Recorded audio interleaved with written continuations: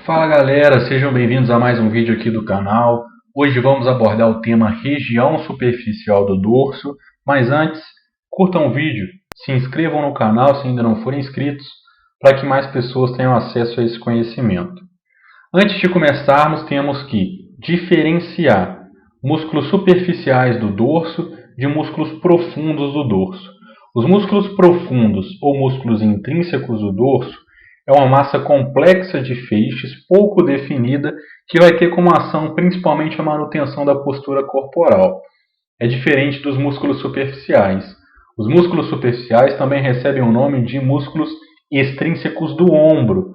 Por quê? Porque eles não são intrínsecos do ombro, porém auxiliam, realizam movimentos junto ao membro superior. Eles vão relacionar, eles vão ligar o esqueleto axial, formado por coluna vertebral, crânio e costelas, ao esqueleto apendicular superior, formado por clavícula, escápula e húmero. Nessa imagem vemos os 4 músculos pertencentes à região superficial do dorso: músculo trapézio, músculo latíssimo do dorso, os músculos romboides, maior e menor, e o músculo levantador da escápula. Antes de falar de cada um deles, temos que saber a inervação sensitiva dessa região. Quem é responsável pela inervação sensitiva da região superficial do dorso? São os ramos dorsais dos nervos espinhais. Temos aqui um corte transversal da medula. Veja que da porção posterior está saindo a raiz posterior, ou raiz dorsal. E da porção anterior da medula sai a raiz anterior ou raiz ventral. A raiz anterior com informação motora e a raiz posterior com informação sensitiva. Elas se juntam e formam o nervo espinhal, que se bifurca em ramo dorsal e ramo ventral. Esse ramo ventral muitas vezes formará os plexos, plexo cervical, plexo braquial, plexo lombosacral. E o ramo posterior é esse ramo dorsal, que vai ser responsável pela inervação sensitiva dessa região superficial do dorso, como nós vemos essas fibras sendo emitidas aqui lateralmente à coluna vertebral. Acontece que 3 desses ramos recebem nomes específicos. O ramo dorsal de C1 vai se chamar nervo suboccipital. Por quê? Ele vai emergir abaixo do osso occipital, acima da vértebra atlas, que é o C1. Vai emergir acima de C1 para inervar músculos profundos do pescoço. É diferente do ramo dorsal de C2, que recebe a denominação nervo occipital maior. Ele vai emergir acima da vértebra C2 e vai ser responsável pela inervação sensitiva, desde a protuberância occipital externa até o vértex, que é o ponto mais alto da cabeça. E por último, o ramo dorsal de C3, que recebe o nome de nervo occipital terceiro. Ele vai emergir acima da vértebra C3 e vai ser responsável pela inervação sensitiva, desde a região mais superior do trapézio até a protuberância occipital externa, porém sem inervá-la, porque o nervo occipital maior já inervou. Nessa imagem a gente percebe os ramos dorsais de C4, C5 e C6, porém eles não recebem nenhuma denominação específica. Beleza? Vamos trabalhar então os músculos superficiais do dorso, de forma muito detalhada. Do lado esquerdo temos o músculo trapézio, em toda a sua extensão. Já do lado direito, ele foi cortado para que se pudesse visualizar os músculos romboides e o músculo levantador da escápula. O músculo grande dorsal, ou latíssimo do dorso, é um músculo de fácil visualização devido à sua grande extensão. Vamos começar por ele, pelo músculo trapézio. Por que ele recebe esse nome? Por causa da sua disposição. Quando unimos os 2 músculos trapézios, direito e esquerdo, temos esse formato, por isso o seu nome. Vamos trabalhar origem e inserção dos músculos, apesar de muitas universidades não abordarem mais esse tema. Porém, vamos abordá-lo e a inserção ajuda muito o aluno a entender a ação do músculo. Então, mesmo que não saibamos exatamente onde está a inserção, ter uma noção dessa inserção vai ajudar bastante. Ok? Vamos para a origem. Primeira origem, terço medial da linha nucal superior. O que é essa linha nucal superior? Temos aqui um crânio numa vista dorsal, o osso occipital, protuberância occipital externa e lateralmente a ela uma linha óssea, é a linha nucal superior. Se nós dividirmos essa linha em 3 partes, o terço mais medial será um ponto de origem do músculo trapézio junto com a protuberância occipital externa. Depois, ligamento nucal é uma das origens do músculo trapézio. O que é esse ligamento nucal? Nada mais é do que uma membrana fibroelástica que vai ligar a protuberância occipital externa ao processo espinhoso da vértebra C7. E o músculo trapézio vai se originar também dessa membrana fibroelástica, desse ligamento nucal. Porém, ele também vai se originar dos processos espinhosos de C7 a T12, o que faz sentido, porque o ligamento nucal termina no processo espinhoso de C7, mas o músculo trapézio não. O músculo trapézio, antes de C7, não tem como se originar dos processos espinhosos, porque eles estão muito profundos. Então, ele se origina do ligamento nucal, mas a partir do processo espinhoso de C7, ele vai se originar do próprio processo espinhoso, mais especificamente até T12. E essa imagem demonstra o processo espinhoso de T12 como ponto de origem do músculo trapézio. Ok? Vamos para a inserção. Temos uma inserção dorsal e temos uma inserção ventral. A inserção dorsal do músculo trapézio é na espinha da escápula. E ao caminhar em direção à porção anterior, o músculo trapézio também se insere no acrômio da escápula. Anteriormente, vai se inserir no terço lateral da clavícula. Aí é aquele mesmo raciocínio. A gente pega a clavícula e divide em 3 partes. O terço mais lateral vai ser o terço de inserção do músculo trapézio. Falamos da origem, da inserção, vamos para a inervação.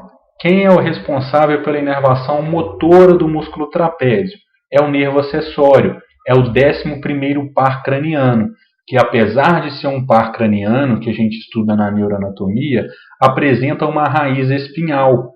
Essa raiz espinhal desce pelo pescoço em direção ao músculo trapézio, onde irá inervá-lo de forma motora. Diferentemente do 3º e 4º nervos cervicais do plexo cervical. Olha só, C2, C3.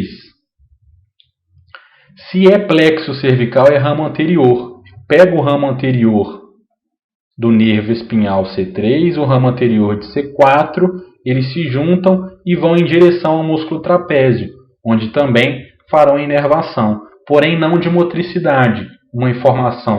Carregarão informações relacionadas à dor e à propriocepção, sendo essa propriocepção muito relacionada à orientação espacial, a uma questão de equilíbrio corporal, informação quanto à força que está sendo desempenhada pelo músculo em determinado momento.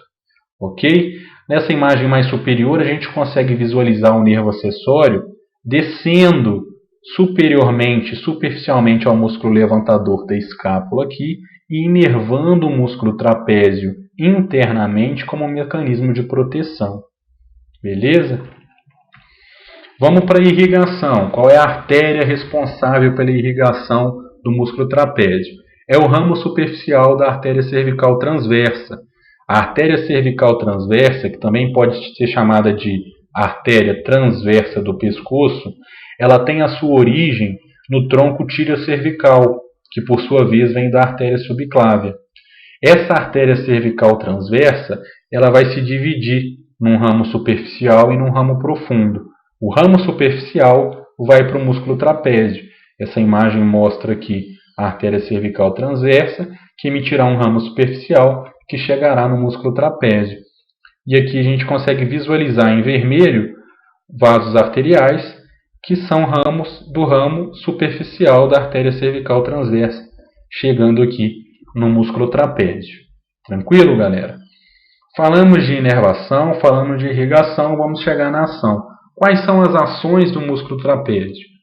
O músculo trapézio é um músculo muito grande, como nós vimos. E por ser um músculo assim muito grande, fibras de diferentes regiões vão desempenhar funções diferentes. A gente divide o músculo trapézio em 3 porções. Uma porção superior, uma porção transversa e uma porção inferior. Essa porção superior é formada pelos feixes descendentes e eles serão responsáveis pelo movimento de elevação da escápula. Os feixes transversos, que é essa porção intermediária, vão ser responsáveis pelo movimento de retração da escápula, enquanto os feixes ascendentes ou a porção inferior do músculo trapézio vai ser responsável pela depressão da escápula. Olha esses movimentos sendo demonstrados aqui. Elevação da escápula, depressão ou abaixamento da escápula e retração da escápula. Muitos livros trazem um movimento de retração da escápula relacionado a todas as porções do músculo trapézio.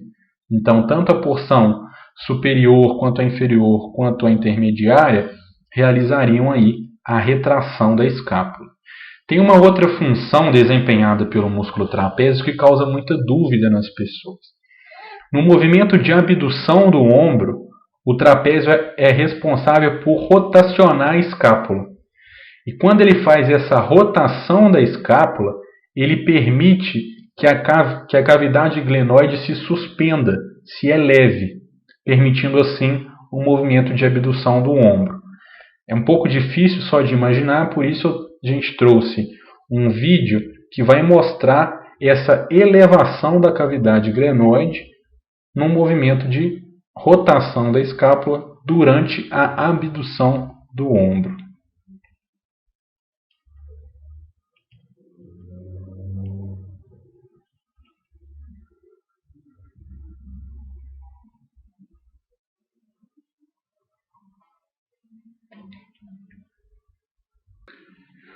Uma situação clínica interessante relacionada ao músculo trapézio e, consequentemente, ao nervo acessório que a gente vê na clínica, é um processo onde o indivíduo tem dificuldade de elevar os ombros.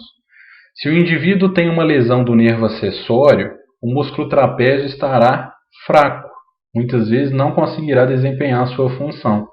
Então, o profissional pede para o paciente elevar os ombros, elevar as escápulas, e ele faz uma força contrária ao movimento, uma força de resistência, logo uma força para baixo. E aí ele vai perceber que o indivíduo não está com força para elevar os ombros, para elevar a escápula.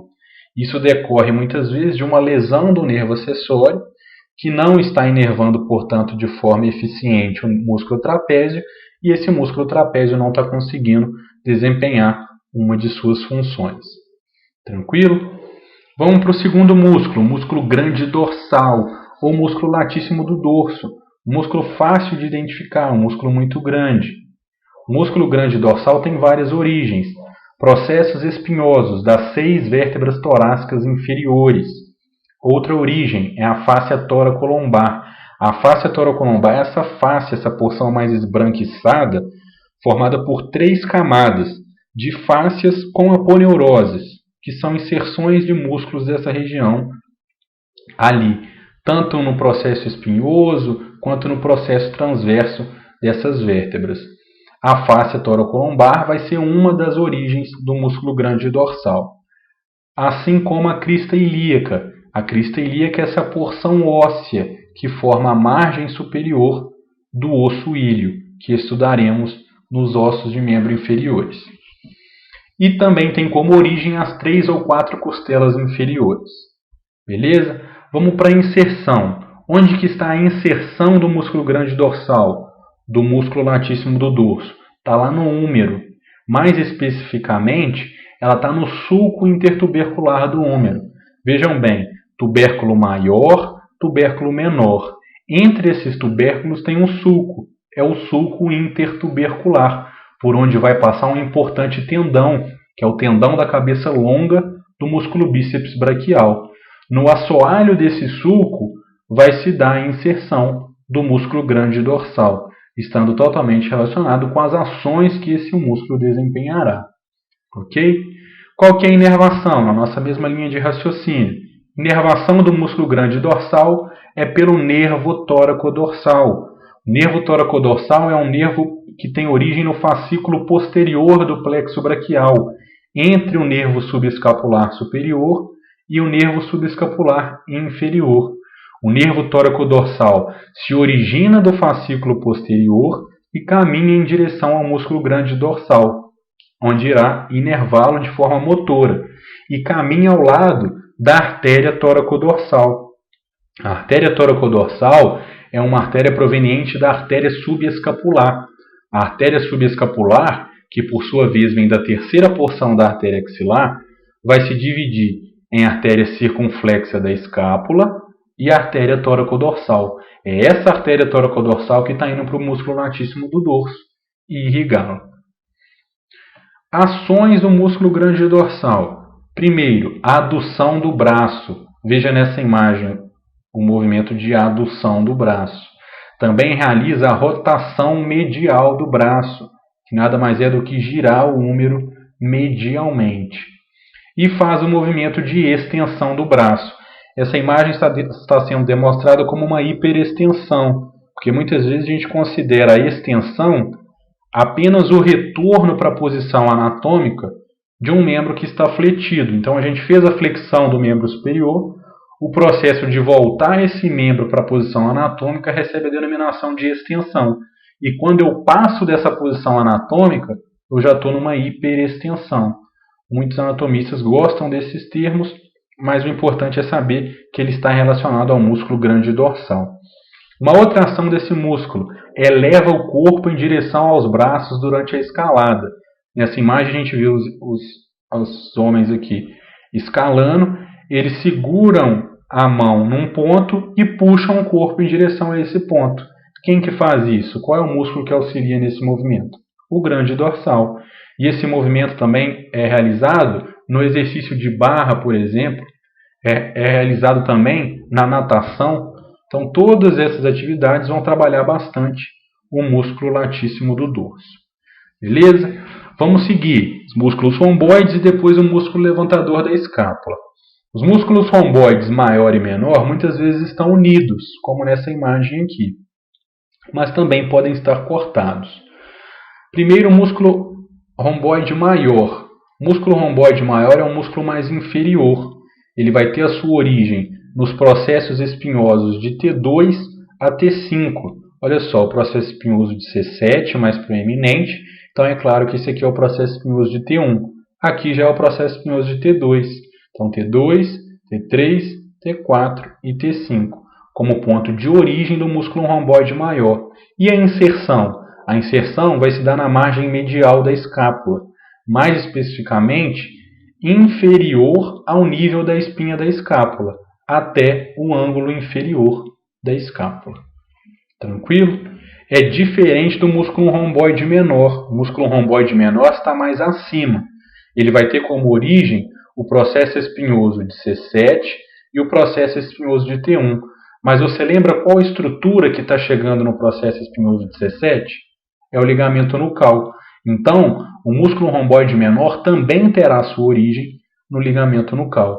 E terá como inserção a margem medial da escápula, mas mais especificamente a extremidade medial da espinha da escápula, extremidade lateral, extremidade medial, recebendo aqui o músculo romboide menor. Quando falamos de inervação e de ação, falamos dos dois, porque os dois têm a mesma inervação e a mesma ação. A inervação é pelo nervo dorsal da escápula, ou escapular dorsal. É um nervo que tem origem lá no ramo anterior de C5. Ele sai superiormente do ramo anterior de C5 e caminha em direção à escápula, onde irá inervar o músculo romboide menor e o músculo romboide maior. Quais são as ações desses músculos? Fixação da escápula coluna vertebral. Fica nítido. Esse músculo está ligado tanto à coluna quanto à escápula. Então ele fixa a escápula à coluna, impedindo que essa escápula fique solta, vamos dizer assim. É um dos componentes que faz isso. Ele faz também a retração da escápula, junto com os feixes transversos do músculo trapézio. Ao realizar a retração da escápula, os músculos romboides acabam por girar a cavidade glenoide inferiormente. Percebam nessa imagem. Quando eu faço a retração da escápula, a porção inferior dela vem para mais medial, fazendo com que a cavidade glenoide acabe girando inferiormente, ao contrário do que a gente viu naquele vídeo do movimento de abdução do ombro. Tem uma questão clínica interessante relacionada ao músculo romboide, que é quando o paciente tem uma lesão ipsilateral, isto é, apenas de um lado, do nervo dorsal da escápula, o examinador pede para o paciente encostar na parede e ele observa as escápulas. E ele vai perceber que a escápula do lado lesado vai estar mais para a lateral, vai estar mais afastada da linha mediana do corpo. O que isso significa? Significa que os músculos romboides não estão exercendo a sua função de fixar a escápula à coluna vertebral. Então essa escápula acaba indo mais para a lateral, se distanciando da linha mediana. E aí, no ponto de vista comparativo das duas escápulas, o examinador consegue ver uma escápula mais lateral e assim saber qual é o lado lesado. Beleza? Vamos então para o último músculo, é o músculo levantador da escápula. O próprio nome do músculo já vai falar a sua função. Ele vai levantar a escápula. Mas vamos por partes. Qual que é a origem do músculo levantador da escápula? Tubérculos posteriores dos processos transversos das vértebras C1 a C4. Meu Deus do céu, o que é isso? Calma, galera, vamos com calma. Vamos lá. Processos transversos, sabemos o que é. Olha só, uma vértebra cervical, aquele processo mais lateral é o processo transverso.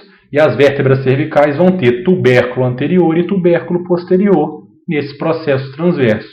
É nesse tubérculo posterior das vértebras C1 a C4 que o músculo levantador da escápula terá sua origem. Essa imagem mostra muito bem. C1, C2, C3 e C4, o músculo levantador da escápula indo em direção à escápula. Mais especificamente, a sua inserção é na margem superomedial da escápula, acima do nível da espinha da escápula, onde o músculo levantador da escápula vai chegar, vai se inserir para conseguir desempenhar a sua função. Inervação, não tem novidade. Nós já estudamos o nervo dorsal da escápula. Acontece que o nervo dorsal da escápula, antes dele chegar para inervar os músculos romboides, ele emite uma fibra para o músculo levantador da escápula. E lembre-se que todos esses músculos estão relacionados à margem medial da escápula, que é a região onde o nervo dorsal da escápula vai passar. Tranquilo? E também é inervado pelo terceiro e quarto nervos cervicais do plexo cervical, que nós também já vimos lá no músculo trapézio. C1, C2, C3 e C4. Nervos C3 e C4 dão ramos anteriores que estão indo para o músculo trapézio, mas antes emitem fibras para o músculo levantador da escápula. Beleza? Irrigação. Quem é o responsável pela irrigação do músculo levantador da escápula? É o ramo profundo da artéria cervical transversa. Nós já vimos o ramo superficial. Tronco tireocervical, que está vindo da artéria subclávia, emite a artéria cervical transversa, ou artéria transversa do pescoço. Ela, por sua vez, se divide num ramo superficial e num ramo profundo. E é esse ramo profundo que vai chegar aonde? No músculo levantador da escápula, enquanto o ramo superficial foi para o músculo trapézio. Tranquilo, galera? Ação muito tranquila, somente elevação da escápula. E para finalizar a aula, temos que falar dessa topografia importante, que é o trígono da ausculta. Qual que é o conceito de trígono da ausculta? É uma região onde são melhores auscultados os sons torácicos. E quais que são os limites desse trígono, desse triângulo? Vejam aqui essa parte da imagem. Isso aqui é o trígono da ausculta.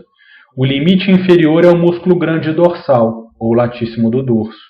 O limite medial é o músculo trapézio. O limite lateral é a margem medial da escápula, enquanto o assoalho é formado pelo músculo romboide maior. Lembre-se que o músculo romboide maior está passando aqui debaixo do músculo trapézio, vindo das vértebras até a margem inferomedial da escápula. Então, o músculo romboide maior é quem vai formar o assoalho do trígono da ausculta, que nós podemos ver nessa topografia aqui também, superficialmente. Ó.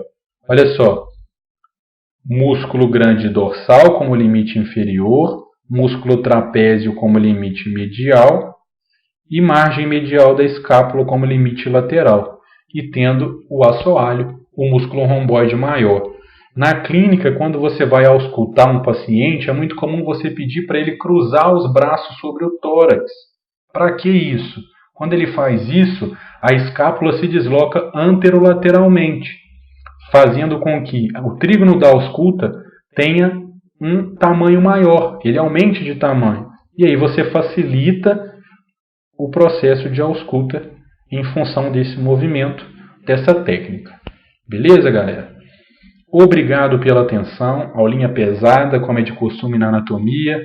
Estudem bastante, curtam o vídeo se foi proveitoso, divulguem o canal, se inscrevam e é isso aí. Obrigado.